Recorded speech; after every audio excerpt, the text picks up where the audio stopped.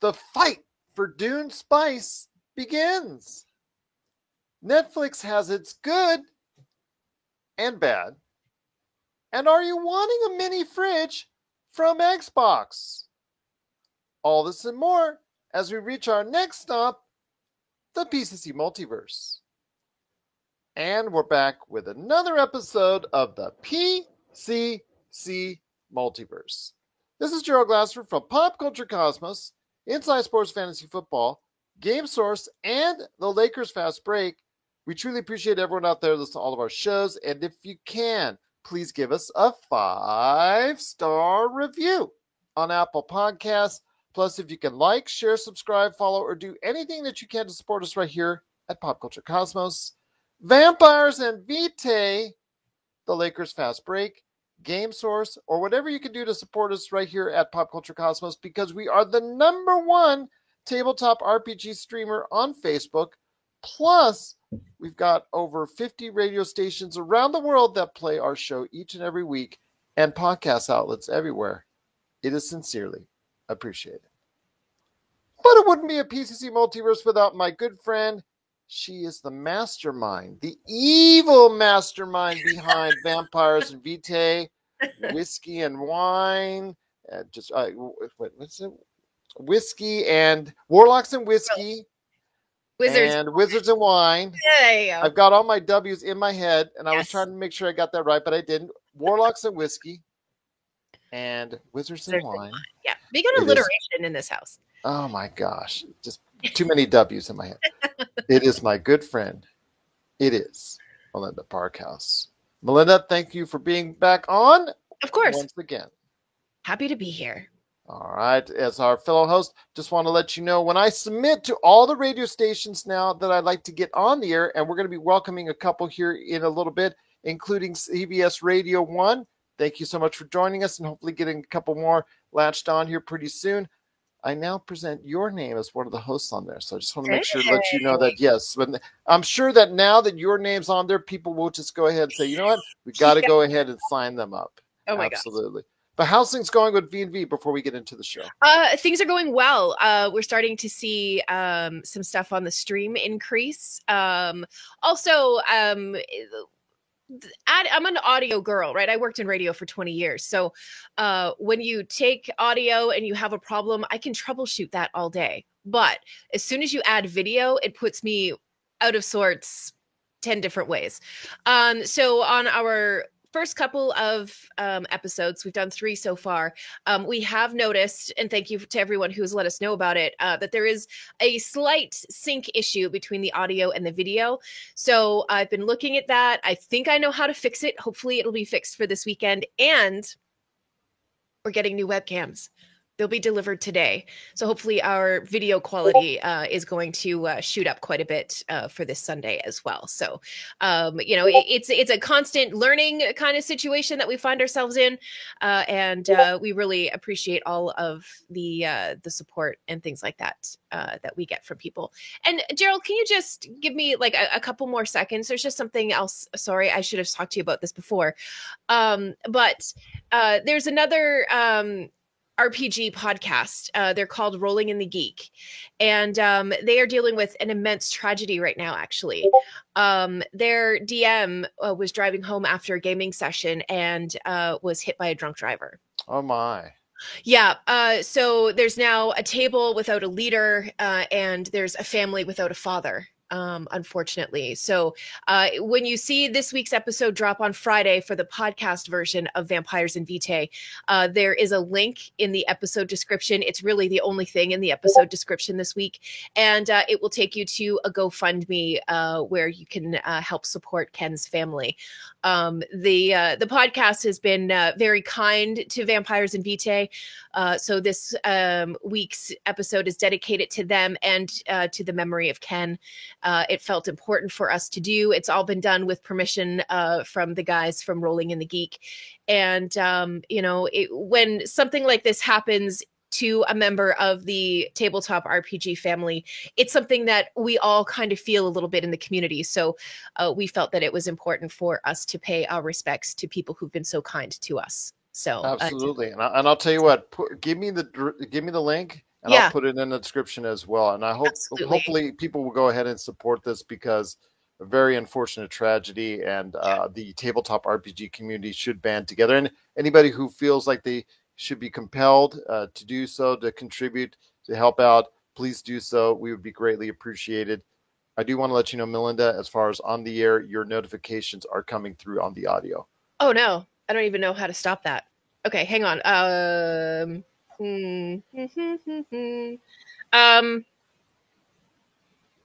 okay, it's on my big computer. Probably is where it's coming through. Can you just give me a second and I can fix it? Yeah, no worries. Okay, sorry. I'll entertain the masses. No, This you'll be getting a like, bleep, bleep, yeah. bleep.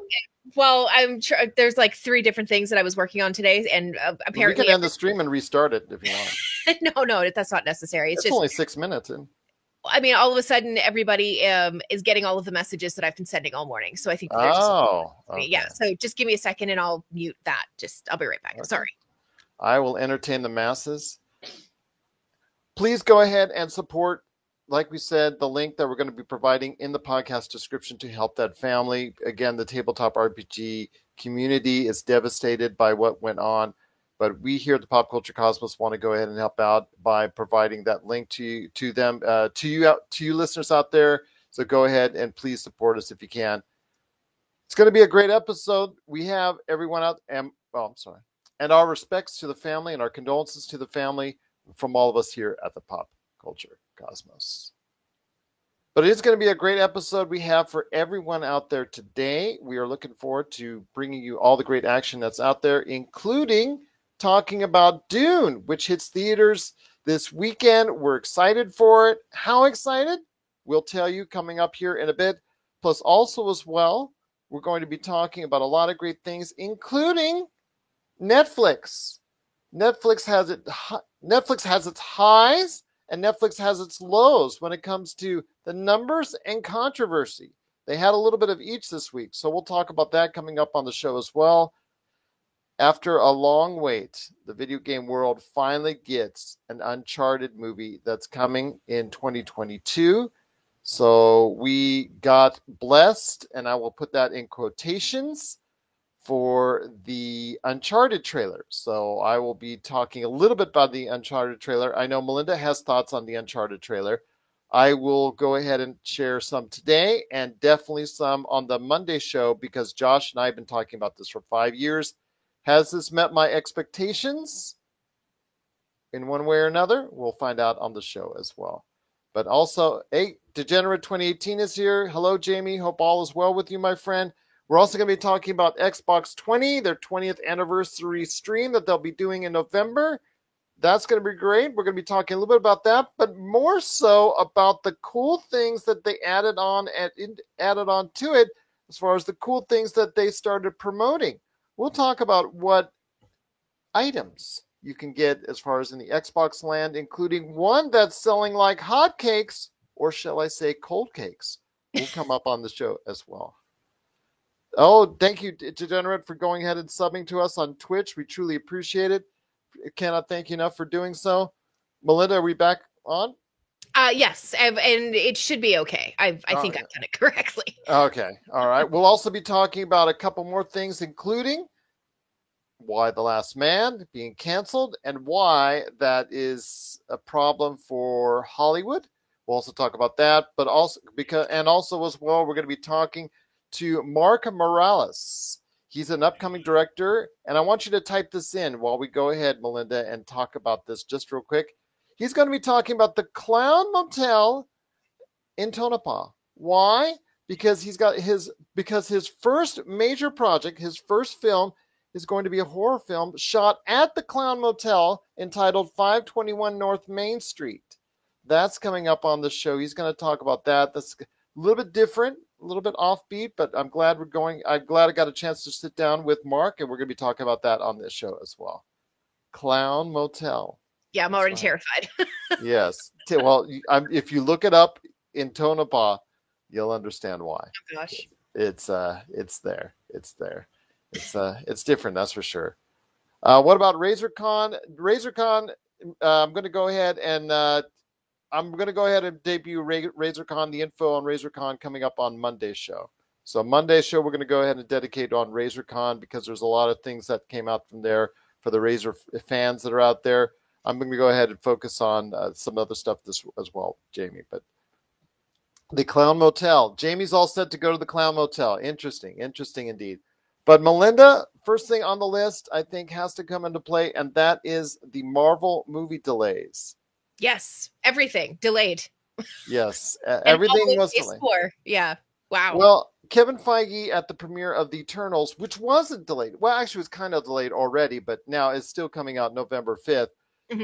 He recently had a conversation during the premiere of that where he stated that production issues were catching up to them in regards to the coronavirus, and that was catching up again to them as far as that's concerned with all the different productions that they have.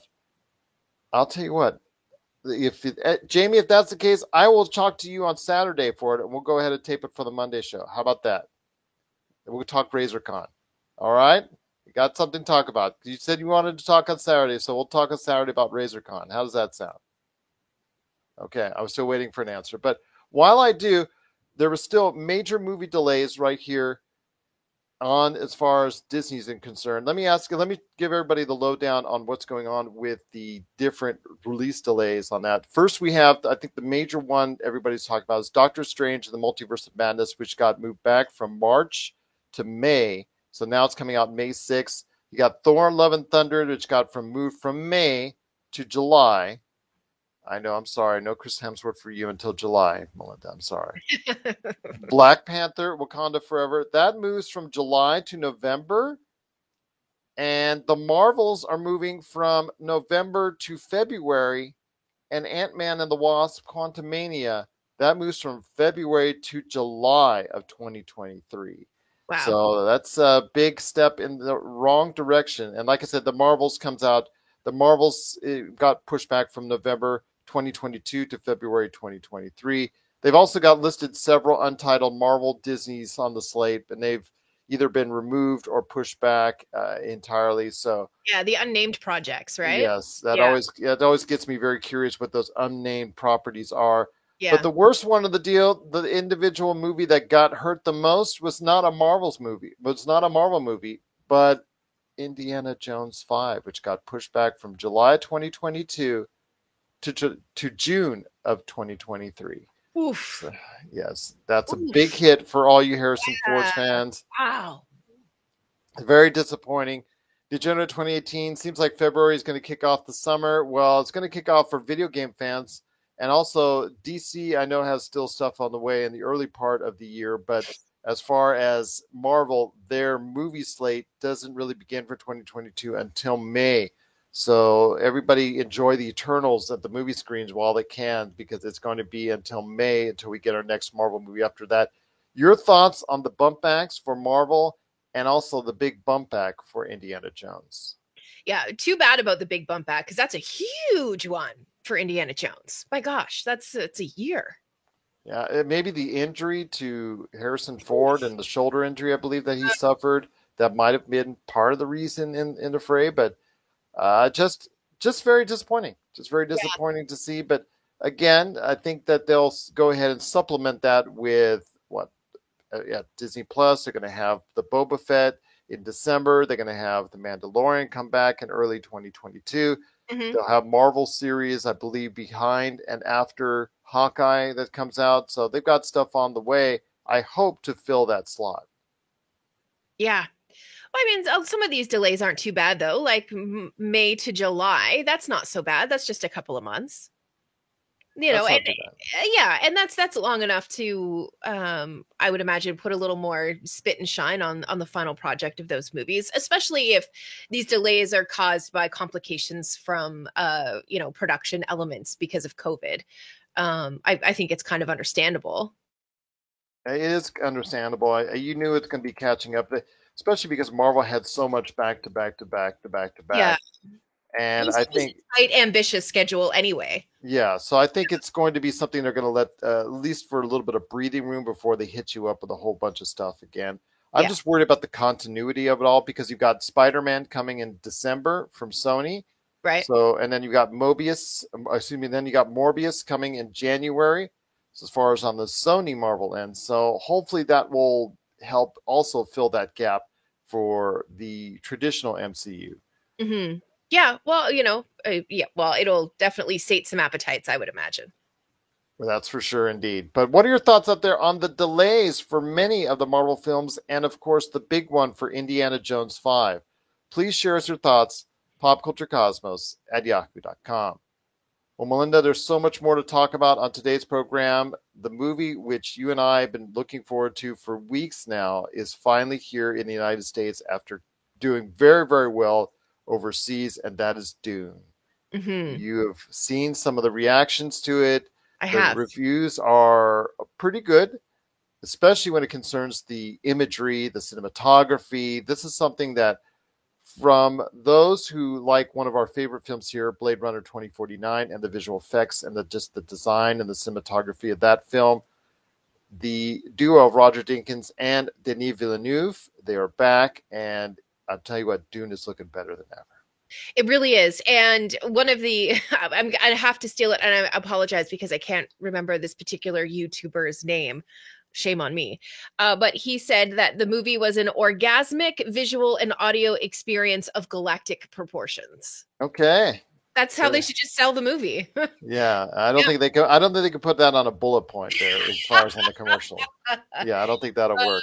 But yeah, That's gonna barely work for our family friendly radio show. But yes, I just thought that that was a very poignant way to put that. And a lot of people in even the reviews of people who didn't really like the movie that I was watching this morning, everybody is raving about Mr. Skarsgård as Baron Harkonnen. yes, yeah. Stellan is just an outstanding actor. I think he's Yeah. been really good.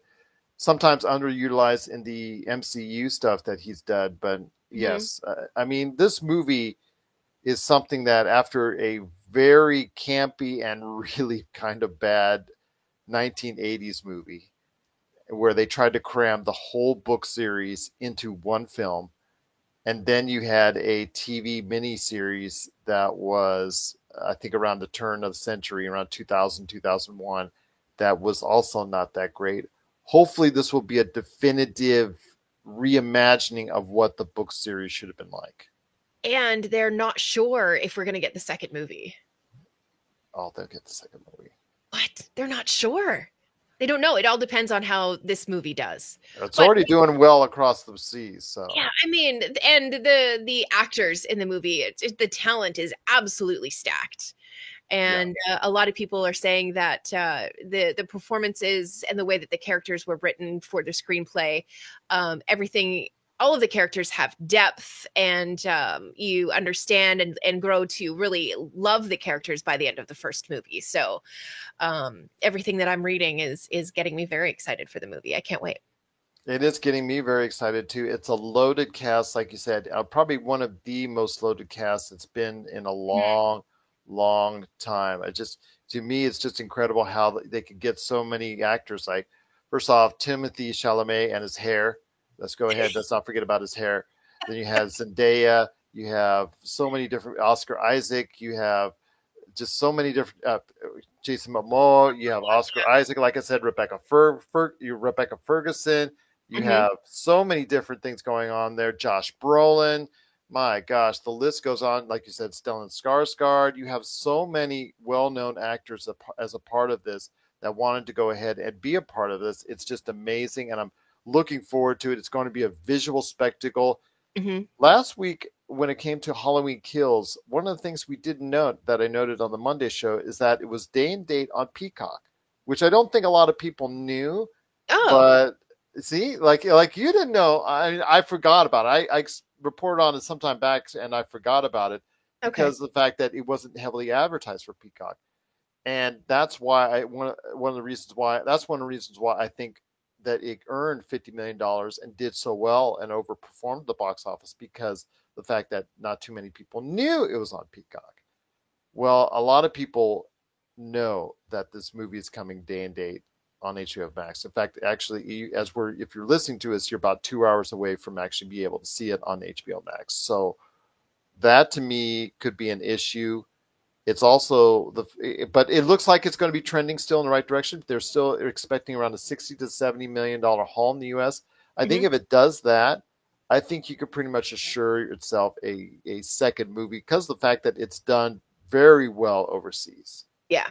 Well, fingers crossed. Fingers crossed, indeed. Yeah. But I'm telling you what, right now, Melinda, it's going to be a very interesting time to see. It's already done, like I said, over $130 million internationally. It's really something that a lot of people are interested in. I'm hoping for it. I think it's really looking good, and I'm just excited to go ahead and check out the IMAX version of Dune. Yes. Yeah, Yes. that's the way you got to go for this one. I think you need to pay for whatever extras you can add on to your ticket for this movie so you can enjoy the full scope of it. I think if you can manage to see the movie in like one of those dome theaters, do that. Yes. Yeah. Do Yes. In a world. it. Yes. What are your thoughts out there on Dune? Are you going to check it out at the theaters or HBO Max? Because this is, in my opinion, one of the can't miss films of 2021. I know maybe they should put a box quote on that. Maybe they should. That would be a great pub for us, wouldn't it? Yes. Yes, Yes. absolutely. Pop Culture Cosmos says. Yes. Yes. Melinda Barkhouse said it. There you go. Right Yeah, there. no. There you go. Well, you could use the other quote, but that, Mm. again, that probably wouldn't fly Well, as also, well. I literally stole that from a YouTube guy. I'm sorry, I can't remember his name. I should plug his channel, but I can't remember the name. So, Okay, no worries, no worries. But let me hear your thoughts out there on Dune, Pop Culture Cosmos at yahoo.com. I'm really thinking that it's going to be a success on both HBO Max and also in the theaters as well. yeah, this could be one of those movies that does well on both.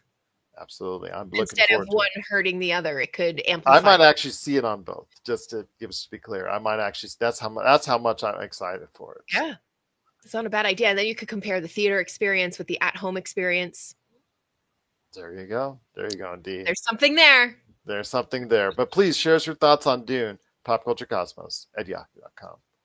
Well, coming up next, we're going to be talking about even more great things, including the Uncharted film, question mark, Xbox at 20. They've got some great plans to talk about on their stream in November, but the real fun is what they added on as stuff that you can buy with the Xbox name and logo. So we'll talk about that coming up. Also, Mark Morales is on the back end talking about his upcoming Clown Hotel movie. That's 521 North Main Street. And also, as well, we're going to be talking about Y the Last Man and also Being the Ricardos. We'll talk about if you remember I Love Lucy and how this movie recreates that, or does it? We'll talk about that coming up on the back end of the show as well. This is the PCC Multiverse. And we're back with the PCC Multiverse. It's Melinda Barkhouse and me, Gerald Glassford. I'm here too. Just letting you know. I'm here. Welcome back. Wanted to ask you this, Melinda. I know it dropped today, the day that we're talking about this, and that is the Uncharted film Yes. with Marky Mark and the Funky Bunch, Mark Wahlberg and Tom, don't call me Spider-Man Holland, because Yes. Spider-Man is going to change, as you know it, after this last film in December, is Yes. what he said. Pretty much paraphrasing there. But it did drop. Something that was a project of his, something that I'm assuming he played the game, enjoyed the game, and said, this is great. You know, I know everybody has been in the video game world said, oh, this is so cinematic. It should be its own movie. Yes. And now it is. And now it's coming out in 2022. So I want to hear your thoughts. The trailer dropped today. This has been something I've been talking about for 5 years now. Is this everything that you hoped it would be as an Uncharted fan? It's going to be a really great popcorn flick.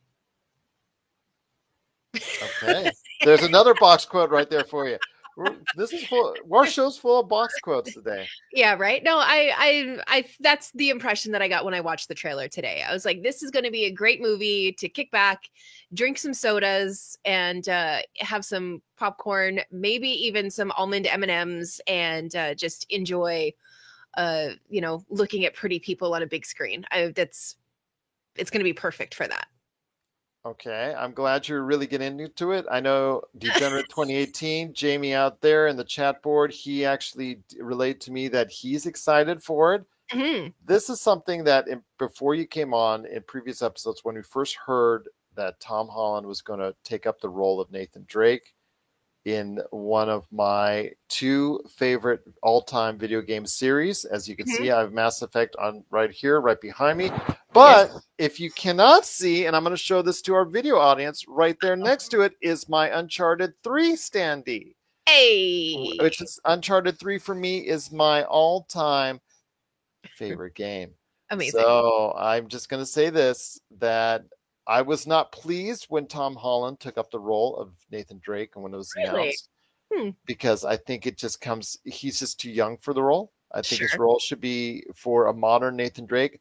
I had mentioned Scott Eastwood because he has the look and a little bit of the brashness. If you've seen that he's able to play a cocky like character like Nathan Yeah. Drake does, Mhm. he's very comedic. I thought that he should be given the chance. I also think that this, as looking back upon it, I first started talking about this as a film. I would love this actually as a series. It would actually make for a better serial series type deal, because I think that's where a lot of the inspiration came from. Is those old 1950s type serials that were mentioned as far as the exploration and things of that nature. Plus, also, of course, Yeah. Indiana Jones. What we talked about there previously with that movie, Indiana Jones 5, coming up in 2023. But it takes a lot of inspiration from the Indiana Jones series. But I tell you, I'm just excited to go ahead and try and get into this. I'm not 100% into this. I watched it today.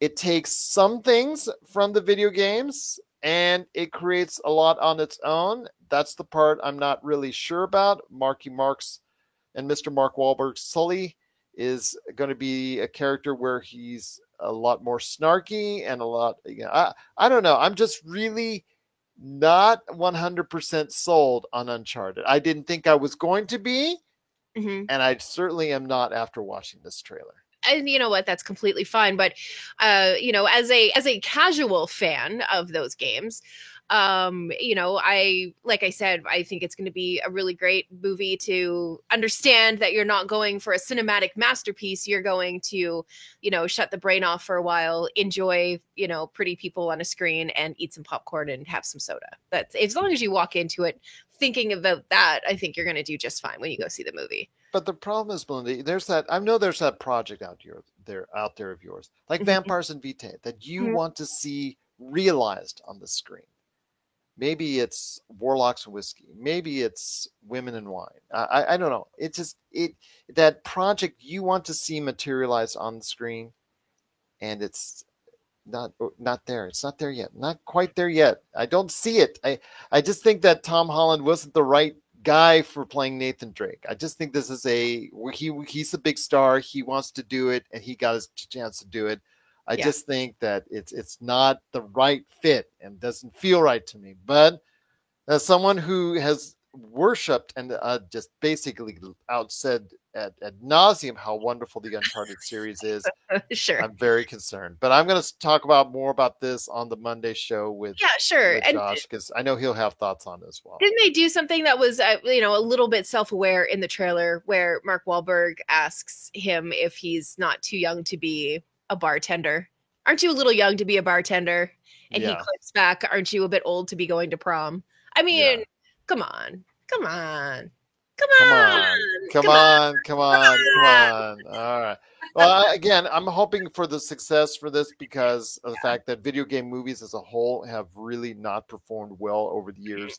They've often met a lot of tropes and not pleased fans. I know Degenerate 2018, he was talking about the Resident Evil movie coming to Netflix and how he's hoping that will finally be true to the series, and hope I know a lot of fans are there as well. For me, this Uncharted series is going to be very interesting to see how this Uncharted movie fares at the box office, if it's going to be something people will latch into, and if it will become a movie series for Tom Holland after his days as Spider-Man, whenever that ends, because we know it's not going to end with the last Spider-Man that's coming in December. Right. yeah, because, and I know there's probably going to be more Spider-Mans to come, but it'll be a different Spider-Man in the realm, a different Tom Holland. I guess we're going to experience as time goes on, but it is Uncharted. I am looking forward to it very, very nervously. I'm Yeah. going to see if we're actually going to be entertained by it, but I will have more thoughts on this on the Monday show. But I want to hear your thoughts out there on the Uncharted movie. Please let us know. PopCultureCosmos@yahoo.com. In a way, I'm glad it was finally being realized, but I just wish it was realized a little bit different. I think that's probably the best way. Sure, sure. And that's understandable. I think whenever they cast things like this, it's always a little bit tricky. I mean, I can remember when True Blood came to HBO, and yeah, but I had read all of Charlaine Harris's books. So when they started talking about who they were casting, I was like, I don't well, and then I mean, aside from everything after the first season, it was a wonderful show.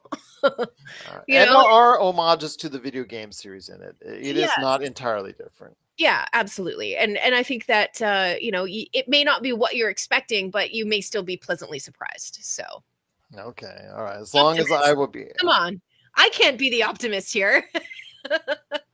You should. No, I can't be. Oh my gosh. Okay. All right. Fair enough, indeed. Well, what are your thoughts out there on Uncharted? Please let us know. PopCultureCosmos@yahoo.com. Well, before we hit the break, Belinda, I wanted to go ahead and talk about Netflix real quick. Netflix had, if you're the CEO and you're driving home on Friday, and you're checking this out, and you're thinking about back upon your week, as sometimes people do at that 5 o'clock drive on the freeway as you're heading home, and you're thinking to yourself, how was my week? It was the high of highs and the low of lows. And it's been a tough and good week for Netflix. What do you want to start off with? The tough or the good when it comes to Netflix? I mean, I only have seen the good. So let's start with the tough, because I'm not sure that I know exactly what you're talking about. So I'm very intrigued. Well, recently Netflix dropped the latest Dave Chappelle comedy show. Yes. And it has come out to obviously a lot of viewers, a lot of acclaim, but also a lot of controversy because of the transgender comments and bit that he has in during the course of the show, right, that he performed, that was very demeaning to the transgender community. And this has caused some internal strife in the community.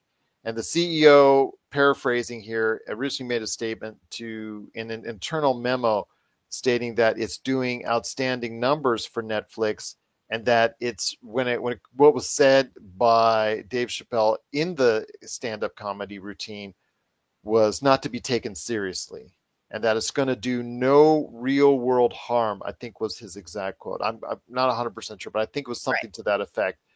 And that set off a powder keg. That set off a firestorm internally in Netflix, not only just on the outside with the transgender community, but internally in Netflix, where there were several disruptions within the confines of Netflix. There were protests, there were leaks that were made. I believe they've walked out today, actually. Yes, they did a walk actually yesterday too.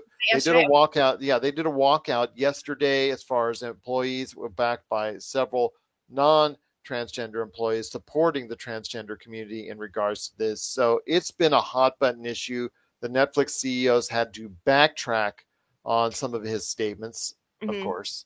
And it's been a very concerning time. Your thoughts on this?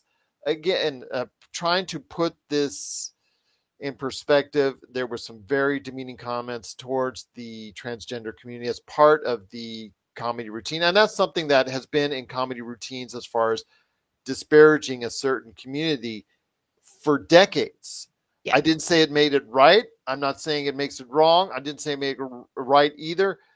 I'm just saying it's been there for decades. So I want to hear your thoughts on Dave Chappelle's comedy special and the internal strife at Netflix.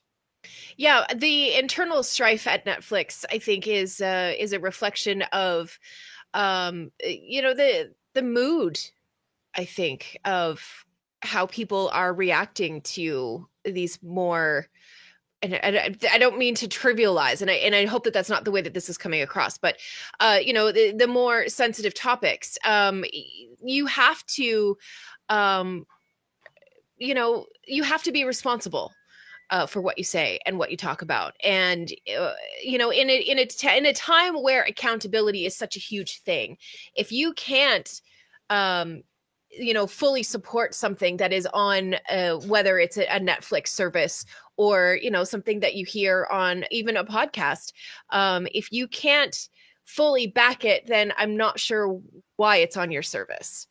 uh, and the question, I think the rub that is affecting a lot of people is, where is the line between social commentary and social responsibility, and do those two lines intersect? Do they run parallel to each other? Is there conversation that needs to happen in the space between the two parallels? I think that a lot of people are getting better at handling these topics and things like this. But when it comes to corporations, you need to be responsible right out of the gate. And does that mean the Dave Chappelle show shouldn't have been on Netflix at all? I'm not so sure. I think that we need to have these conversations around these topics in order for us to all collectively learn and understand, and then be able to move forward and be better human beings. And we know Netflix is all about profits and ratings at this point in time, and Yes. his comments that it's done very well on the streaming platform. I get that. I understand that it's a business perspective, but the part where it's just so demeaning to that one specific community. This is a different time and age in 2021. Mm-hmm. If you look back again across the decades to several stand-up comedians, just name any big time comedian. I'm sure at least at one point in time, all these big time comedians have crossed over the line at some point in time with comments Yes. that they said that now have not grown or aged well, that haven't aged well over the years. And it's just Mm-hmm. something that I didn't say I'm accepting it. I look back on it now, and some of the things that were funny back then are not so funny now. And it's just to the point where you got to say to yourself, exactly how much are you going to sacrifice the integrity of your network Yes. for numbers? And Correct. there's that line. Not everybody's going to be happy with everything that you produce. And there's going to be stuff, even to the smallest amount, that people are going to be upset with for one reason or another on your service. Absolutely. Red Notice that comes up that Jamie mentioned in the chat. We could not like it because it's an art movie. Somebody may not like it out there, and they're offended by it. Yes. Does that mean that they're going to stop from showing it? I don't know. Where's that line being crossed where you should say, you know what, maybe we shouldn't go ahead and show this? I don't know where that is, but at least, like you said, having that conversation and going ahead and saying, you know what, we need to go ahead and try to be better Mm-hmm. is part of this deal. I think it really needs to be something that we need to go ahead and do more constructively, instead of just going ahead and putting out there and see what happens. Right. Agreed. What are your thoughts? But the good news for Netflix is the fact that they reported their quarterly earnings, and they exceeded, after not exceeding expectations. They this time exceeded expectations in this quarter. They're doing all right. Yeah, 4.4 million subscribers added during the third quarter of 2021. They're now at 213.5 million subscribers globally. That's a whopping number. And to give you an idea just how popular the Squid Game is, the Squid Game has been viewed almost by 150 million unique subscribers. So basically 2/3 of Netflix has seen the Squid Game. That's just mind-boggling. Absolutely mind-boggling. Yeah. And that's another show, actually, that I've read a lot of controversy about. What is the show actually about? Is storytelling, truly a global thing, or, are we looking at it through the wrong eyes when we're watching a show that is coming from another country where we don't necessarily understand all of the minutia of different cultural sensitivities and things like that? That's another show that's not without its controversy, but I mean, my gosh, you can't dispute its success.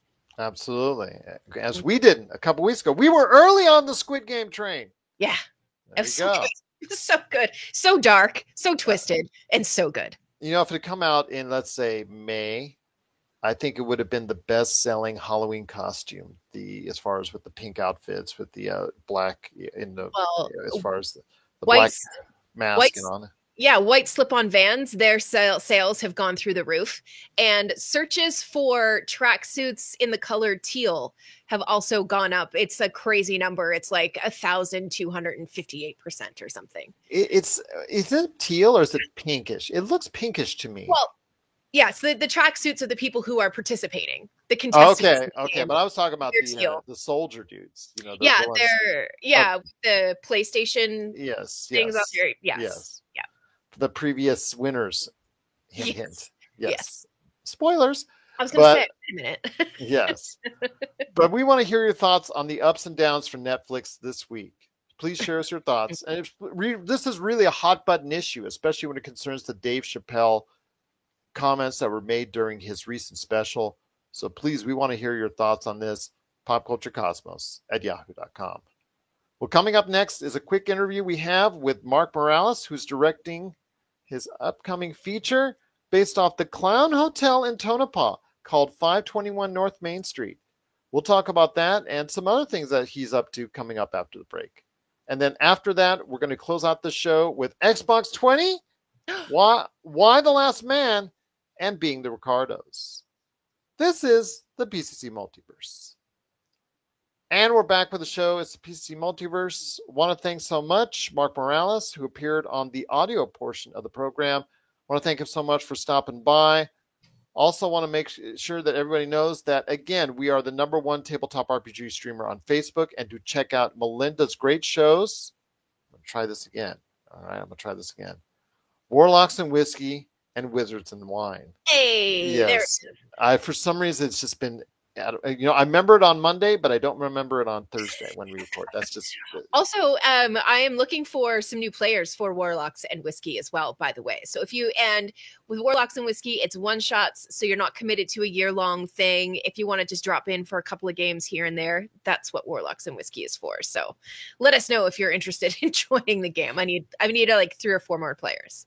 popculturecosmos@yahoo.com. We'll also go ahead and drop that on the Facebook groups that we're a part of as well, that we showcase the shows at. So definitely looking forward to that, doing that as well for you. But before we head on out, Melinda, I wanted to go ahead and talk to you about Xbox. The Xbox has its 20th anniversary coming up. I'm still chiding them on the way that they're blowing Halo Infinite, because not only did they delay it a year after the launch of the Xbox Series X, but they are delaying it past their 20th year anniversary and putting it out in the first week of December, which just blows my mind that they couldn't get their act together to go ahead and put it on their anniversary, because you would think they would put it on the anniversary of Halo Combat Evolved, which came out 20 years ago in mid-November, but gee gosh, just passed on by that. But instead of doing a game release on that day, they're going to do a stream with upcoming projects, and they're going to be talking about the stuff that they've done over the years. They're not going to be talking about any new games they're going to announce, but they're just going to talk about what they have as far as what's upcoming, what they have for Xbox fans now and in the present and in the past. So they're going to be talking about that. But the cool thing that came out of this was the announcements and quick sales of two items that were of great interest to us. And that is the Xbox shoes that are now a part of Adidas. Adidas and Xbox made a nice little nice, and they're showcasing some Xbox shoes, which are very green and very good looking. I think they're really cool. But the biggest thing that's out there is the mini fridge. Oh, man. Yes. It's exactly big enough for about 6 Monster Energy drinks. Honestly, that's the size of it. And it looks exactly like the latest, console from Xbox. And it would be a really cool addition to your gaming room. That's for sure. Well, the thing is, Melinda. Yeah. That, and also to December 2018, it was sold for $100 originally. Mm-hmm. Yeah. Yeah. Which is crazy. Yes, but the problem Well, is, actually, to be fair, it is about this big. yeah, it's very tiny. It's not exactly you're getting a fridge, you're getting just a mini fridge. Yeah, you're not even getting a beer fridge. You're getting like a tiny guy. What Jamie Monroy is saying, he'll be at Target and Best Buy to get one. You might have to, my friend, because unfortunately, the online orders, it's sold out in 9 minutes. Yeah. And it's now being sold for twice the price being scalped on eBay. Gee, e-commerce, Yeah. e-commerce in 2021. I'll tell you, it's Yes. just Surprising gonna, absolutely no one, I think. yeah, absolutely no one. Along with the overpriced Xbox Series X's and PlayStation 5s, but need I digress on that. Yeah. Yeah, exactly. Oh, Degenerate 2018 said it's like the $40 Coke fridge at Walmart.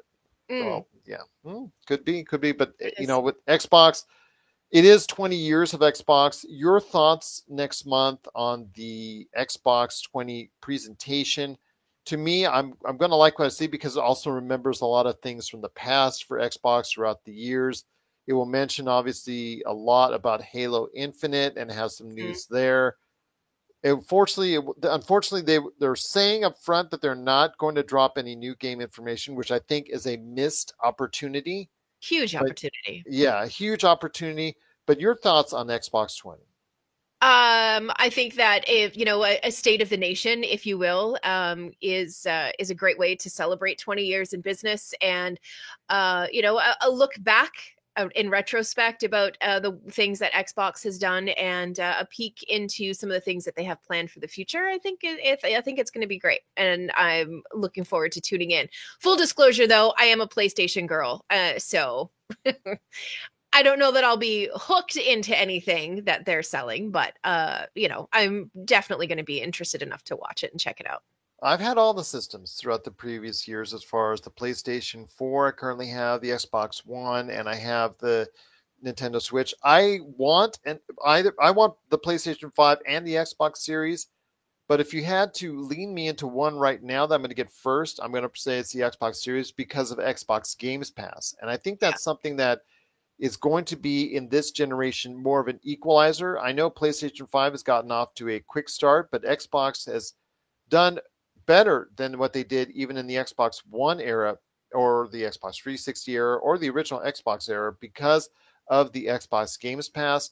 I understand that the Xbox Series X is and S are not the only place you can utilize the Xbox Games Pass, and that one day you'll be able to play all the Xbox games off your TV, your mobile device, your yeah, PC, etc., yeah. etc. In fact, you can do it now very efficiently on your PC.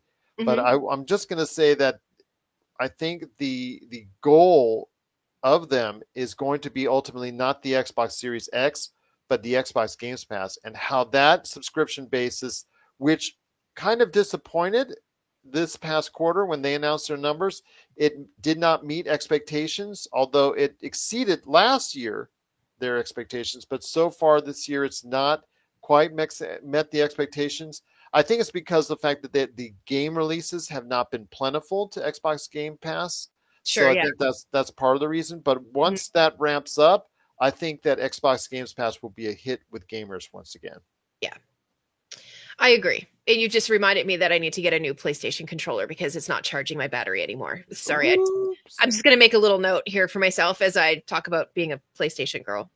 Anyway, No sorry. worries, no worries. I mean, we talked about Uncharted earlier today, and that's a pinnacle of PlayStation gaming. So Absolutely.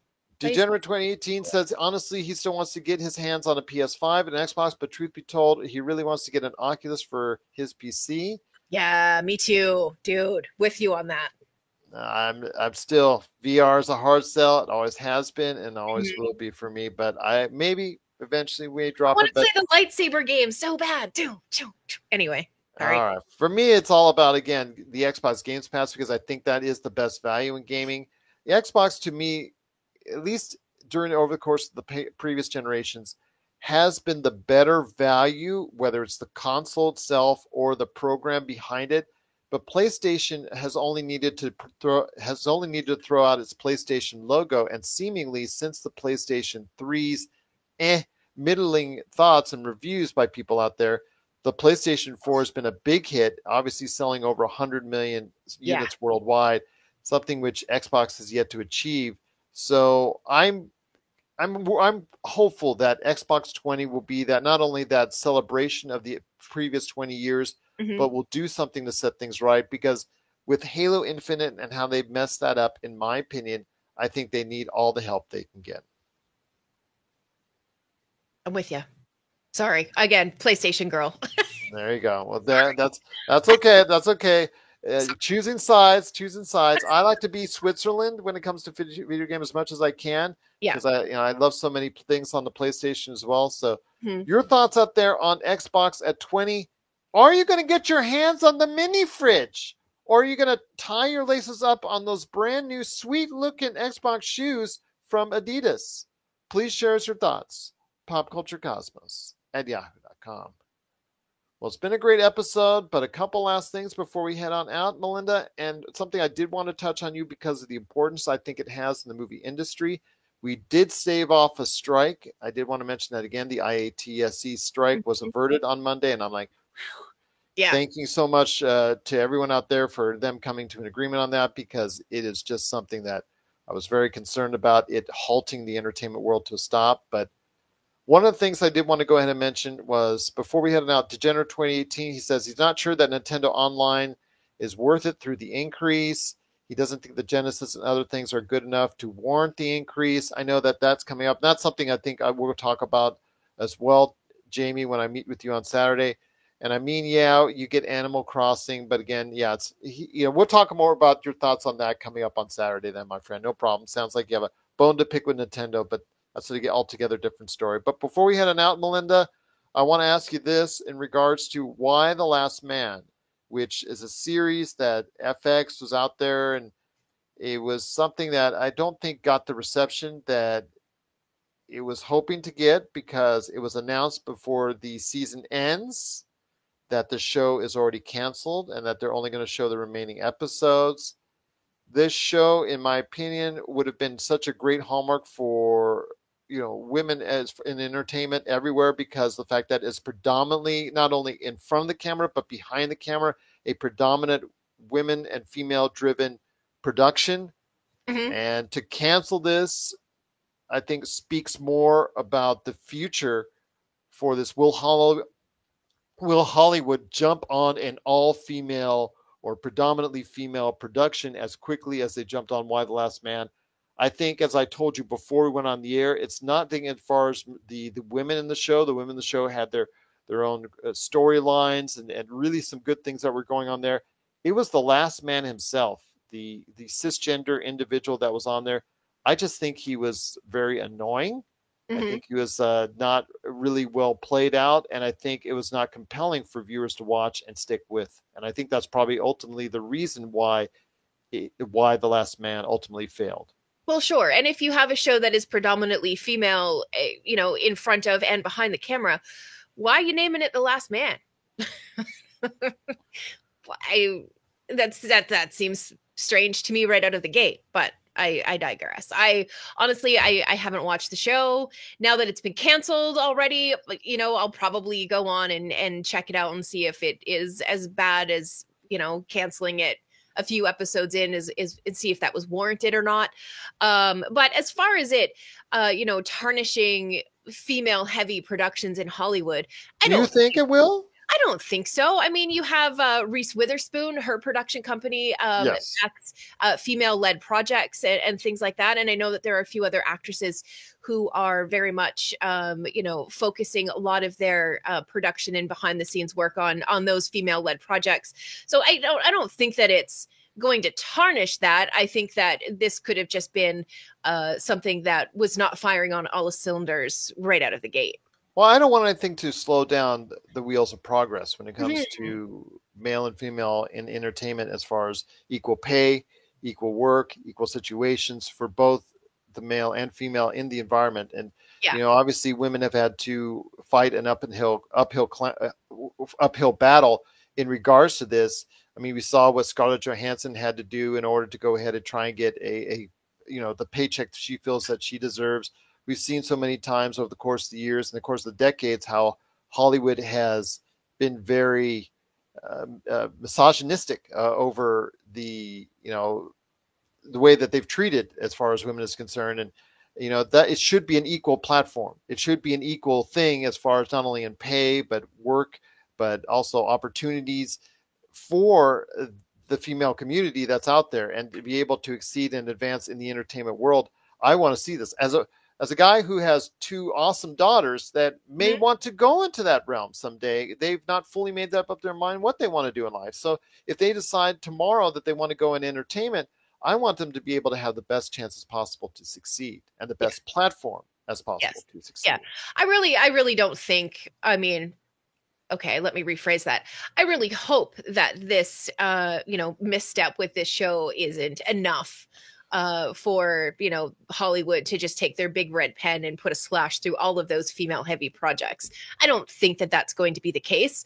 And I've said it before on the show. I believe that there are enough talented female writers, directors, producers. Heaven knows there's enough talented female actors out there. So I don't think that this is going to put as much of a stain on this kind of project as you think it may. I didn't say I think it may. I'm just saying I'm hoping it doesn't, because I'm sometimes a realist, sometimes a pessimist by nature. When I think that Hollywood, and I'm always comes across when I'm on talking basketball with the Lakers, but when I'm talking about the entertainment industry, there's so much of a history of negativity, of the way that they treat cultures, and there's still much more work to be done as far as being able to go ahead and promote not only just the female community, but also as well racial, ethnic, religious individuals in their communities. There's still many, like Marvel superheroes, DC superheroes, whatever you want to say, as far as the community as a whole. There's still much more work to be done in order to promote the different types of backgrounds that we have. And I don't want to see something like this. I don't want to see anybody making an excuse in Hollywood. Because Y: The Last Man did succeed, we're not going to be able to go ahead and touch that next project that's majority, predominantly, or all female. Also, you can put the shoe on the other foot. Look at how many male-led and male-heavy projects that have been canceled after a couple of episodes. That's just a blip on the radar. This should be really treated the same way if you want to talk about equality. I agree. And that's what I'm hoping for as well. You go, Melinda. Go. Yeah. I can see Melinda going up there right now, down Melrose Avenue, right there, going to knock on the Paramount. There you go. I am Melinda Barkhouse. I want Vampires and Vitae. I want to go ahead and make that happen. It's going to be all female led. Oh my gosh. Just a few guys. I'll invite my husband, maybe Robbie. Yeah, he's an okay guy. Yeah, he's an okay guy. All right. And you pay me exactly what I am fairly due. I demand it. That's really all that it's about, right? Is just, being treated fairly. That's it. Absolutely. Yeah. And making sure they go ahead and pay you a nice salary for V&V. Right, yes. Yes. But what are your thoughts out there on Y: The Last Man getting canceled? Share us your thoughts, popculturecosmos@yahoo.com. But before we head on out, just do a terrible I Love Lucy theme.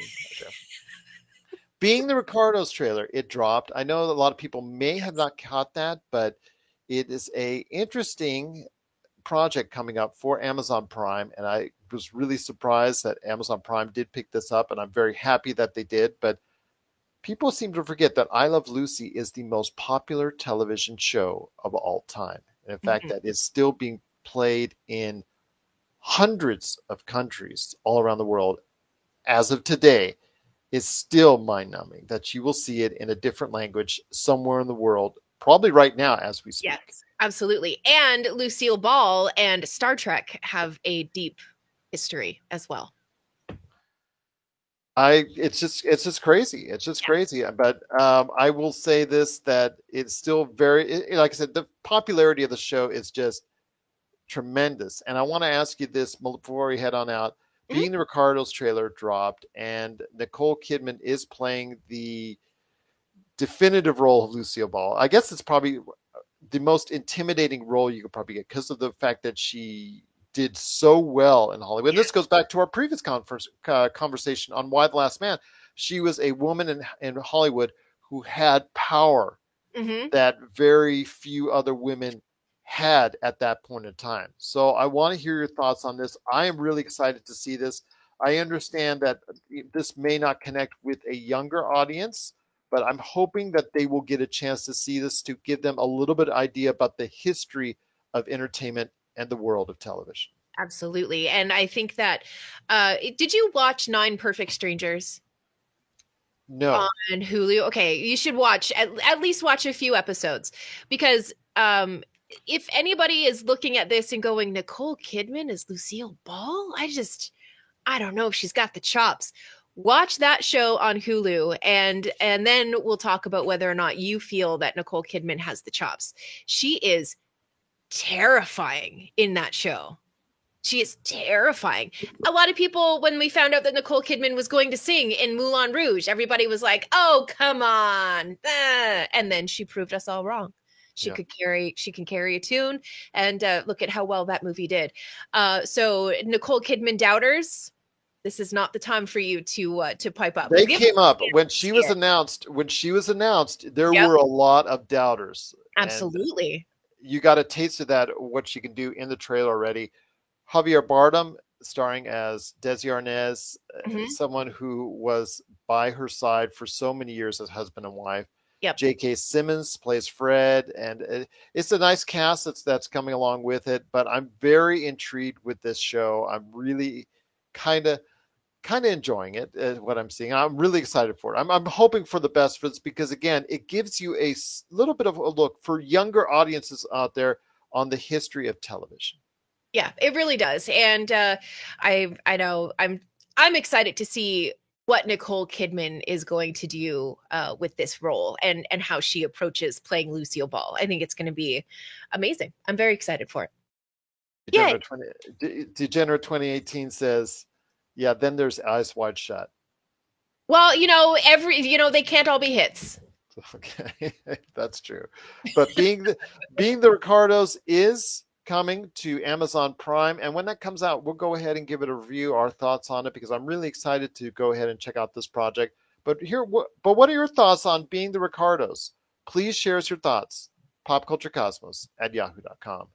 Big shout out to Roger, who heads up our Monday game and is also a valuable part of the Vampires and Vitae experience. So I want to give him a big shout out. He's checking us out. And of course to Jamie for watching us on the show. Truly appreciate everyone out there watching and listening. But Melinda, any last thoughts on the way out? I am learning how to sync audio and video. I'm going to go back to that. And go back to that. Fun. Tech is fun. Yes, especially if you solve it. That's always the best part. Absolutely. Yes. So for Melinda Barkhouse, this is Gerald Glassford. It's another beautiful day in paradise right here in the PCC multiverse. We thank you for listening. Appreciate it, Degenerate 2018. Everyone else that was watching, Roger, cannot thank you enough for watching today. And I forgot about ending. All right. Have a nice. Yeah, well, I got to do something. Wait, where is it? There it is. Have a nice day. Have a nice day.